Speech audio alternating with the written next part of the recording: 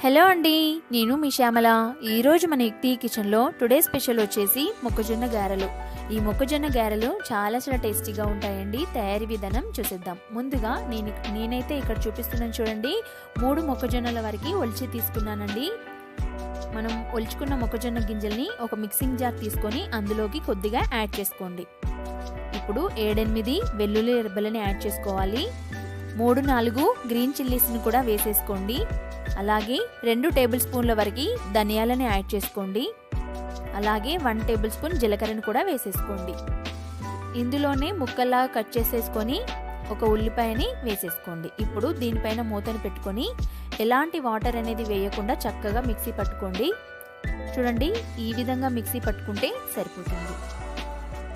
ఈ మిక్సీ పట్టిన మొక్కజొన్న పిండిని ఒక బౌల్ తీసేసుకొని అందులోకి వేసేసుకుందాం.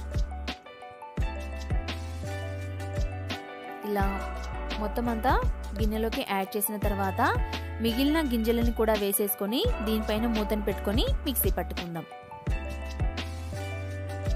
ఇది కూడా మిక్సీ పట్టేసాను చూడండి. దీన్ని కూడా ఇందాక మన బౌల్లోకి వేసేసుకోండి.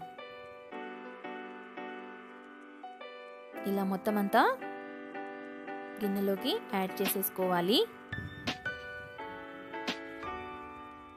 ఈ విధంగా మొత్తం అంతా యాడ్ చేసిన తర్వాత ఇప్పుడు మనం ఇందులోకి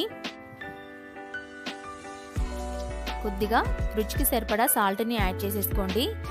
అలాగే 1/2 టేబుల్ స్పూన్ వరకు వంట సోడాని యాడ్ చేశానండి.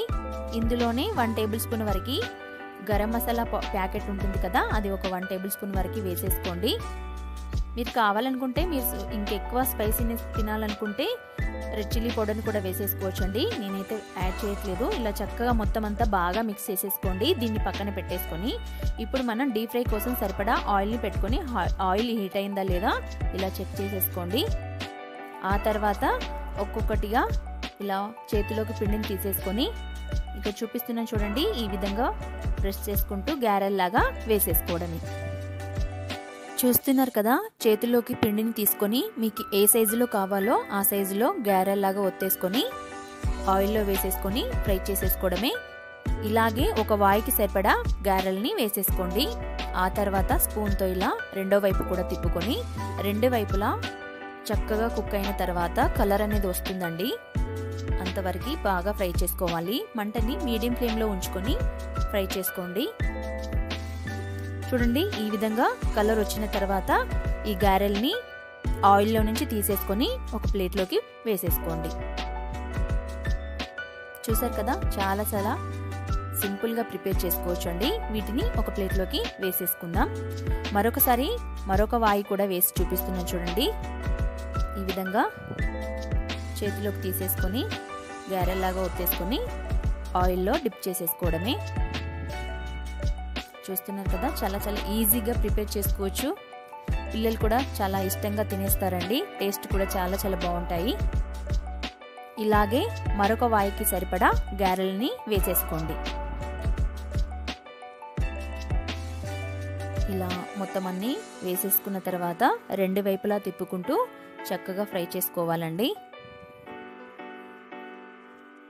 నాకైతే మొక్కజొన్న గారెలు అంటే చాలా ఇష్టం అండి. ఈ విధంగా కలర్ వచ్చిన తర్వాత ఆయిల్లో నుంచి తీసేసుకొని స్టవ్ ఆఫ్ చేసేసుకొని వేరొక ప్లేట్లోకి వేసేసుకోండి. చూసారు కదండి, ఇవాల్టి రెసిపీ మొక్కజొన్నతో గారెలు అనేవి రెడీ అయిపోయాయి. చూసారు కదండి ఇవాల్టి రెసిపీ. మీరు కూడా ఒకసారి ట్రై చేసి మీకు ఎలా కుదిరాయో కామెంట్ సెక్షన్లో కామెంట్ చేయండి. ఈ రెసిపీ కనుక మీకు నచ్చినట్లయితే ప్లీజ్ లైక్ చేయండి. అలాగే మీ ఫ్రెండ్స్కి షేర్ చేయండి. Thank you for watching.